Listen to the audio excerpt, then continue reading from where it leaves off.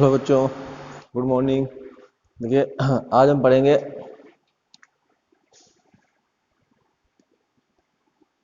Born Haber चक्र।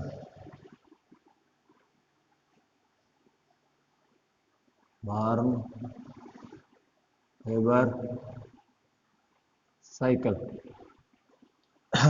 तो Born Haber जो साइकिल है वो हमारी क्यों बनाई गई, क्या कारण था इसका, क्या रीजन था, इसको मैं लिखा दूं, फिर मैं इसको अगले वीडियो में जो है आपको समझाऊंगा। ठीक है ना? तो फटाफट लिखना शुरू कर दीजिए। इसमें देखिए, बार्नवा हेबर ने बार्नवा हेबर ने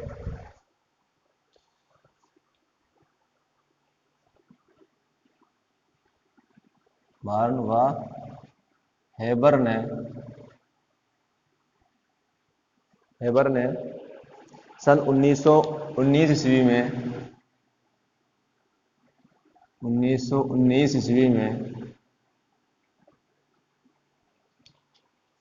में ऊष्मा रसायन का प्रयोग करके, लिख जाइए आप, ऊष्मा रसायन का प्रयोग करके किसी आयनिक ठोस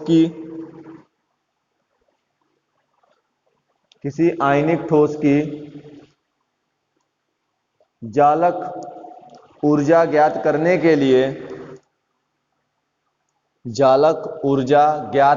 के लिए एक चक्र बनाया जिसे बॉर्न हेबर चक्र कहते हैं।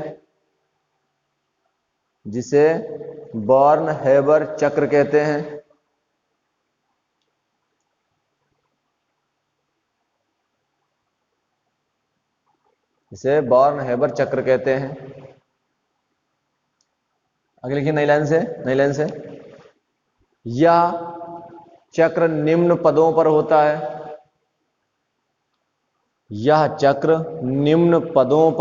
है।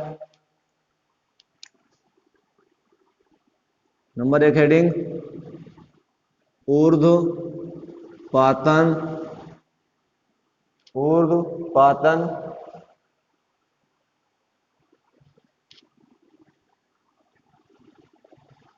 ऊष्मा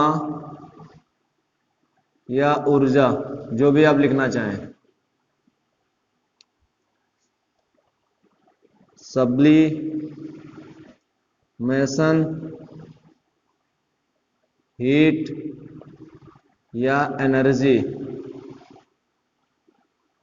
इसको बोलते हैं सब्लिमेशन, हीट या एनर्जी। ठीक है ना? करें। देखिए क्या घटना थी। ऊर्ध्वपातन मतलब होता है ठोस से सीधा गैस में बदलना जो है ऊर्ध्वपातन कहलाता है। ये हमने बहुत अच्छे से छोटी क्लासों में पढ़ा है कि किसी ठोस का गैस में जो बदलना है वो क्या होता है, ऊर्ध्वपातन कहलाता है। अब यहाँ पे ऊष्मा की बात आ रही है, तो ऊष्मा को हम कैसे डिफाइन करेंगे, ध्यान सुनना। किसी ठोस पदार्थ का किसी गैस पदार्थ में, ठोस पदार्थ का गैस में जो परिवर्तन है, इसमें जो हम ऊष्मा देंगे, ठोस को गैस में बदलने के लिए हमें ऊष्मा देनी पड़ेगी। जो ऊष्मा हम देंगे वही ऊष्मा जो है हमारी ऊर्ध्वपातन ऊष्मा या ऊर्जा, चाहे तो आप ऊर्जा लिख सकते हो।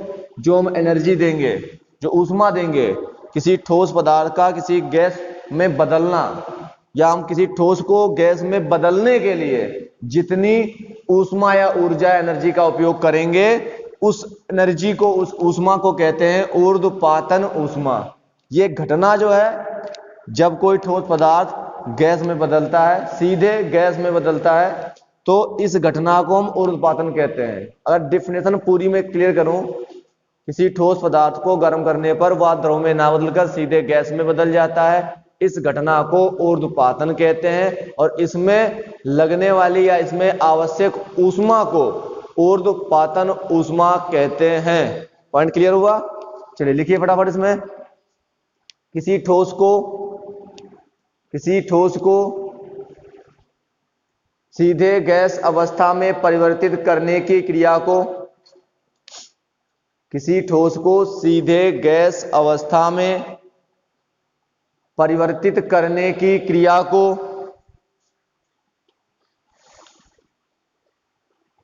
ऊर्ध्वपातन कहते हैं। और इस क्रिया में जो ऊष्मा दी जाती है, और इस क्रिया में जो ऊष्मा दी जाती है उसे ऊर्ध्वपातन ऊष्मा कहते हैं, उसे ऊर्ध्वपातन ऊष्मा कहते हैं। हो गया? हो गया? क्लियर? क्लियर है कि नहीं? उसे ऊर्ध्वपातन ऊष्मा कहते हैं।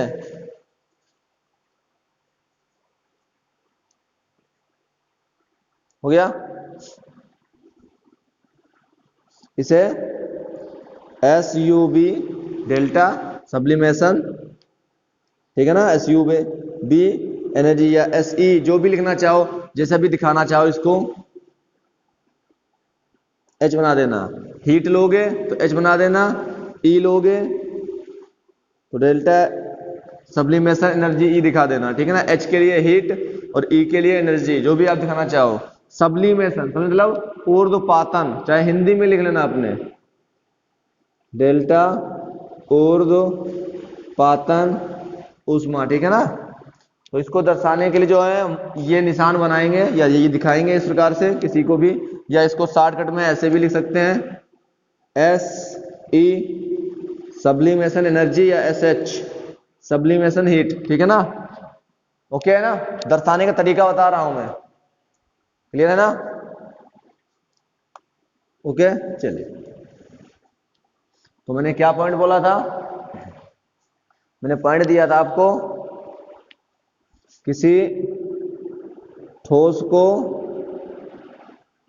गैस में जो बदलेंगे तो जो ऊष्मा हम देंगे इसको, वो ऊष्मा हमारी कहलाती है ऊर्ध्वपातन ऊष्मा, डेल्टा SUBH, ठीक है ना। सेकेंड पार्ट लिखिए, सेकेंड पार्ट लिखिए,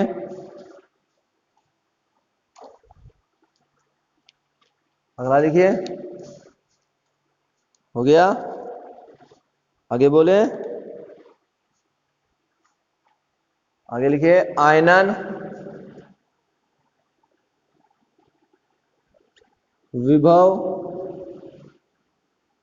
या आयनन ऊर्जा या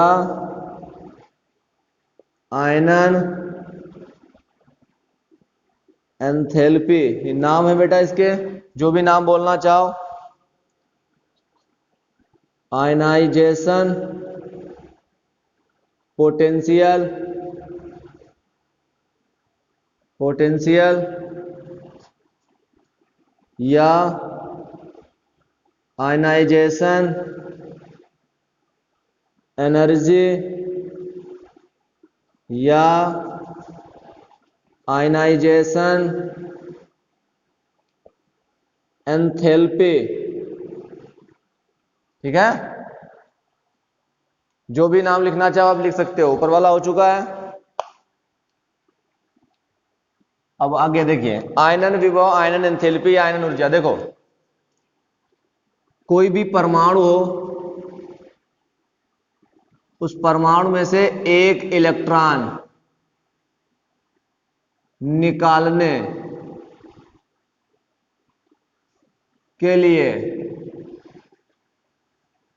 एक इलेक्ट्रॉन निकालने के लिए जितनी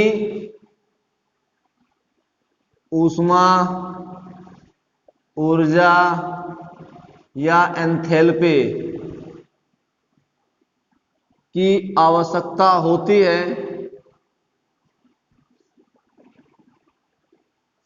है, वह उसकी आयनन एंथैल्पी या आयनन ऊर्जा या आयनन विभव कहलाती है। क्लियर है ना? तो इलेक्ट्रॉन निकालने के लिए, इलेक्ट्रॉन कब निकालते हैं? जब वो गैसीय अवस्था में होता है। यानी कि इलेक्ट्रॉन निकालने के लिए हम आयनन ऊर्जा या आयनन एंथैल्पी का उपयोग करते हैं। किसी ठोस को गैस में बदलने के लिए ऊर्ध्वपातन ऊष्मा का उपयोग करते हैं। किसी ठोस को गैस में बदलने के लिए ऊर्ध्वपातन ऊष्मा का उपयोग करते हैं। किसी इलेक्ट्रॉन को निकालने के लिए आयनन ऊर्जा का उपयोग करते हैं। तो किसी विलगत गैसीय परमाणु में एक इलेक्ट्रॉन, किसी विलगत गैसीय परमाणु के बाह्य कोश से एक इलेक्ट्रॉन निकालने के लिए जितनी ऊष्मा की ऊर्जा की आवश्यकता होती है वह उसकी आयनन ऊष्मा या आयनन एंथैल्पी कहलाती है। Clear point? लिख लीजिए। देखिए, किसी विलगत गैसीय परमाणु, किसी विलगत गैसीय परमाणु के बाह्य कोश से एक इलेक्ट्रॉन निकालने के लिए जितनी ऊर्जा की आवश्यकता होती है, जितनी ऊर्जा की या ऊष्मा की, जो भी लिखना चाहो, आवश्यकता होती है उसे आयनन ऊर्जा या आयनन एंथैल्पी या आयनन विभव कहते हैं। जो नाम लिखना चाहो आप कहते हैं।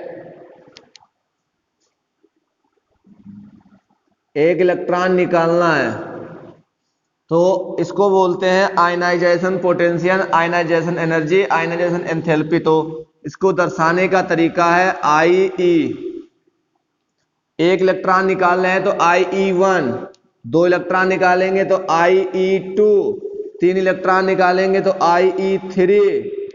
ओके ना? लिखने का तरीका बता रहा हूं। एक इलेक्ट्रॉन निकालोगे IE1, अगर उसी परमाणु में से दूसरा इलेक्ट्रॉन निकालोगे तो IE2, तीसरा इलेक्ट्रॉन निकालोगे IE3। और हमेशा याद रखना,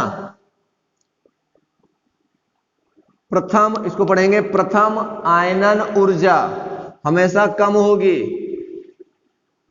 द्वितीय आयनन ऊर्जा से। द्वितीय आयनन ऊर्जा कम होगी तृतीय आयनन ऊर्जा से। ऐसे तृतीय कम होगी चतुर्थ आयनन ऊर्जा से। ठीक है ना? जितनी बार आप इलेक्ट्रॉन निकालोगे उतनी बार हमें ऊष्मा या एनर्जी जो है देनी पड़ेगी, देनी पड़ेगी। याद रखना, देनी पड़ेगी। Clear point? तो आपको पता चल गया कैसे लिखते हैं, दर्शाते कैसे हैं? IE से। अगर एक बार तो IE1, दो बार तो IE2, तीन बार तो IE3। मतलब जितनी बार इलेक्ट्रॉन निकालोगे उतनी बार आपको क्या करना पड़ेगा?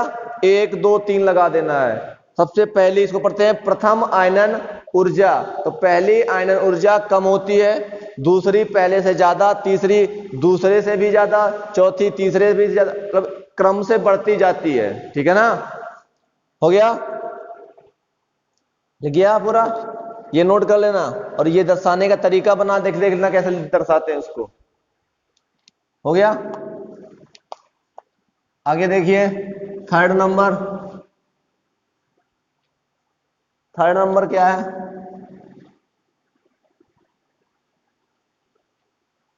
थर्ड नंबर है आपका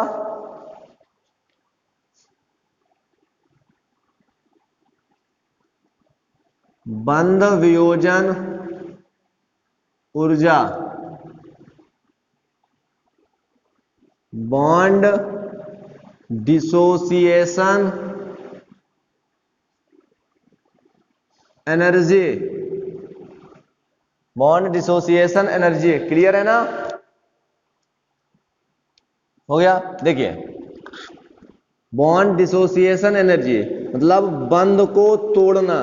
ये बंध है, ये बंध है। इस बंध को तोड़ने के लिए जितनी ऊर्जा हम देंगे, बंध तोड़ना एनर्जी देनी पड़ेगी, जितनी ऊर्जा हम देंगे वो कहलाएगी बॉन्ड डिसोसिएशन एनर्जी। ठीक है ना?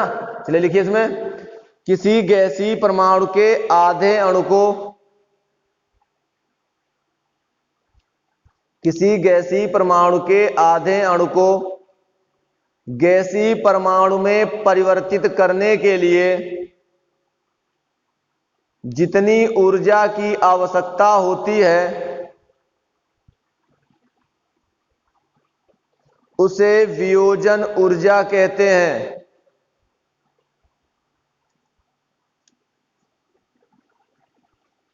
डिसोसिएशन एनर्जी आधी यूज होती है, बॉन्ड डिसोसिएशन एनर्जी आधी होती है, ठीक है ना, आधी यूज की जाती है। कैसे वो मैं दिखाऊंगा आपको, आधी हमेशा, ठीक है ना। इसको लिखेंगे डीई से, डीई डिसोसिएशन एनर्जी या बॉन्ड डिसोसिएशन एनर्जी, जो भी आप पढ़ना चाहो इसको, ठीक है ना। हो गया। अगला नंबर, बंद को तोड़ने की बात हो रही बेटा, बस देखिए अगली हेडिंग, इलेक्ट्रॉन बंधुता।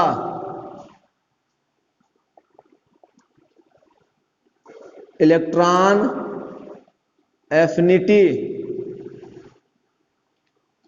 इसको लिखते हैं ईए से, ठीक है। ध्यान सुनना, ये परमाणु है, ये बाह्य कोश है, ये आप जान चुके हैं, संयोजी कोश को बाह्य कोश बोलते हैं। बाह्य कोश, जो भी आप बोलना चाहो, ठीक है ना, अंतिम ऊर्जा स्तर बोल सकते हो। तो किसी परमाणु के बाह्य कोश में एक इलेक्ट्रॉन डालने पर, यहां पर इलेक्ट्रॉन डालना है, आयनन ऊर्जा में इलेक्ट्रॉन निकालना था, यहां पे इलेक्ट्रॉन डालना है। तो किसी विलगत गैसीय परमाणु के बाह्य कोश में एक इलेक्ट्रॉन डालने पर जितनी ऊर्जा उत्सर्जित होती है, यहां पे इलेक्ट्रॉन डालेंगे तो एनर्जी निकलेगी, उत्सर्जित होगी, ठीक है मेरा पॉइंट। मैंने क्या बोला है, किसी विलगत गैसीय परमाणु के बाह्य कोश में एक इलेक्ट्रॉन डालने पर जितनी ऊर्जा उत्सर्जित होती है उसे उसकी इलेक्ट्रॉन बंधुता, इसका दूसरा नाम है इलेक्ट्रॉन लब्ध enthalpy. Electron gain enthalpy, okay, नाम है इलेक्ट्रॉन बंधुता या इलेक्ट्रॉन लब्ध एंथैल्पी, EAEGE, ओके ना। क्या मैंने बोला है, लिखिए फटाफट। किसी विलगत गैसीय परमाणु के बाह्य कोश से, किसी विलगत गैसीय परमाणु के बाह्य कोश से एक इलेक्ट्रॉन निकालने के, एक इलेक्ट्रॉन डालने पर, किसी विलगत गैसीय परमाणु के बाह्य कोश में एक इलेक्ट्रॉन डालने पर जो ऊर्जा निर्मुक्त होती है या जो ऊर्जा उत्सर्जित होती है उसे इलेक्ट्रॉन बंधुता कहते हैं, उसे इलेक्ट्रॉन बंधुता कहते हैं। लिखने का तरीका देख लो बेटा, EA, कोई भी परमाणु है उसमें मैंने एक इलेक्ट्रॉन डाल दिया, तो डालने पर ये X माइनस हो जाएगा और यहां पे जितनी भी ऊर्जा उत्सर्जित होगी उसको हम बोलेंगे EA, ठीक है। तो ये EA1 भी होता है, EA2 भी होता है, EA3 भी होता है। तो जितने इलेक्ट्रॉन डालोगे आप, एक डालोगे तो प्रथम इलेक्ट्रॉन बंधुता, द्वितीय इलेक्ट्रॉन बंधुता, प्रथम वाली हमेशा निगेटिव रहती है बेटा, सेकेंड वाली पॉजिटिव हो जाती है, ठीक है ना।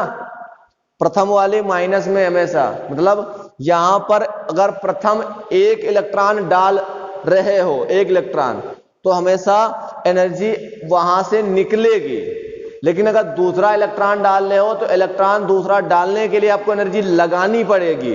पॉइंट को सुनना और समझना, पहला इलेक्ट्रॉन डालना है अगर आपको तो एनर्जी वहां से खुद निकलेगी, आपको लगानी नहीं पड़ेगी। लेकिन अगर दूसरा इलेक्ट्रॉन आप इलेक्ट्रॉन परमाणु के अंदर डालना चाहते हो तो आपको एनर्जी लगानी पड़ेगी, लगानी है तो प्लस, निकल रही है तो माइनस, ये पॉइंट याद रखना, ठीक है ना। हो गया,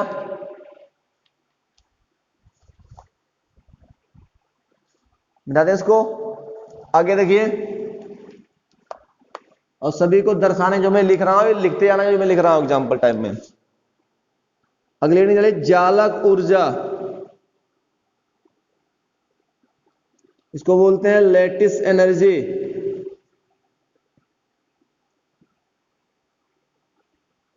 लैटिस एनर्जी लिखिए, इसमें क्या होता है देखो, Na प्लस Cl माइनस मिलके क्या बनाता है, Na प्लस NaCl, और ये कितना है, 1 मोल बन रहा है देखो। तो 1 मोल जो NaCl बन रहा है वो किससे बन रहा है, Na प्लस और Cl माइनस से बन रहा है। तो Na प्लस और Cl माइनस के मिलने से जो NaCl बना, तो यहां पे जो भी एनर्जी हमारी निकलेगी या मुझे देनी पड़ेगी उसे बोलते हैं लैटिस एनर्जी, इसको लिखते हैं Le से, ठीक है ना। तो इनके मिलने से भाई, इनका मिलना देखो क्या हुआ, ध्यान सुनना, ये Na प्लस Cl माइनस है, अस्थाई है, और ये स्थाई है तभी जुड़े, स्थाई है और स्थाई होने के लिए एनर्जी निकालनी पड़ती है, ठीक है ना, एनर्जी निकालनी पड़ती है, उसको अपने अंदर से एनर्जी निकालनी होगी। अब एनर्जी ये निकाल रहा है, एनर्जी अपनी कम कर रहा हो, जितनी कम एनर्जी होगी उतना ज्यादा स्थायी होगा, जितनी ज्यादा एनर्जी होगी उतना कम स्थायी होगा। तो यहाँ पे एनर्जी कम कर रहा है अपनी, स्थायी मतलब एनर्जी कम कर रहा है तो निकाल रहा है, ये माइनस में होगी। क्लियर, लिखिए इसमें, गैसीय धनायन व ऋणायन के संयोग से, गैसीय धनायन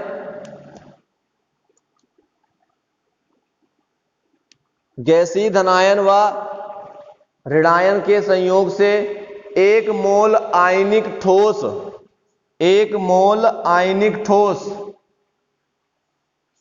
बनने में जितनी ऊर्जा उत्पन्न होती है उसे जालक ऊर्जा कहते हैं,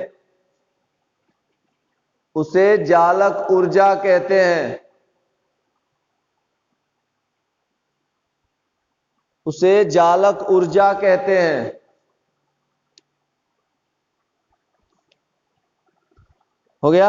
आगे लिखिए, लास्ट पॉइंट, सबसे अंतिम पॉइंट लिखिए, छठा है संभवन ऊष्मा।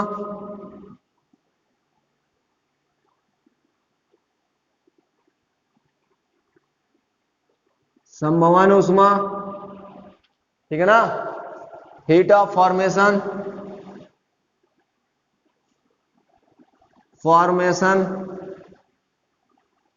Heat of formation delta HF, heat of formation इसको बोलते हैं बेटा, संभवन ऊष्मा। क्लियर, देखिए इसमें क्या था, Na plus Cl2 NaCl, balancing के लिए हाफ लगाना पड़ेगा। तो यहां देखिए Na ठोस अवस्था में था, क्लोरीन गैसीय अवस्था में था, और NaCl जो बनेगा वो ठोस अवस्था में बनेगा। तो यहां पर जो है इसका जो है 1 मोल बनाने के लिए जो है, जो हम Na जो सीधा ले रहे हैं शुद्ध, जैसा ही हमें प्राप्त हो रहा है उसी रूप में इसे लेकर इसका उपयोग कर रहे हैं। क्लोरीन जिस रूप में हमें मिलता है उसी रूप में उपयोग कर रहे हैं, और उससे जो है NaCl जो कंपाउंड बना रहे हैं। तो जिस रूप में जो तत्व हमें प्राप्त होता है उसी रूप में अगर उस तत्व को लें और रिएक्शन करवाएं तो वहां पे जो एनर्जी निकलती है, ठीक है ना, यहाँ पे जो एनर्जी निकलेगी या देनी पड़ेगी या कुल जो भी एनर्जी होगी उसको बोलते हैं डेल्टा HF, संभवन ऊष्मा। मतलब फॉर्मेशन मतलब होता है निर्माण। तो यहाँ पे जो 1 मोल पदार्थ का बनता है उत्पाद में, उसको बनने में जो ऊर्जा देनी या उत्सर्जित होती जो भी है वो डेल्टा HF कहलाती है। क्लियर है पॉइंट? तो लिखिए इसमें, किसी यौगिक का 1 मोल अपने अवयवी तत्वों से बनने में, किसी यौगिक का 1 मोल अपने अवयवी तत्वों से बनने में जो ऊष्मा उत्पन्न होती है उसे संभवन ऊष्मा कहते हैं। संभवन ऊष्मा कहते हैं। इसे डेल्टा एचएफ से प्रदर्शित करते हैं। तो चाहो तो अपने लिख सकते हो, क्योंकि यही चीज हम आपको लिखेंगे जब बॉर्न-हाइपर चक्र पढ़ाएंगे, तो यही चीज लिखेंगे, समझाएंगे तो यही चीज लिखेंगे। तो सबको लिखने का जो तरीका है वो आपको याद रखना है। परिभाषा याद रखनी है कि संभवन ऊष्मा का उपयोग कब करना है हमको, या ठीक है। तो ये कहां पे क्या होगा ये आपको अगले वीडियो में मिलेगा, ठीक है ना। धन्यवाद।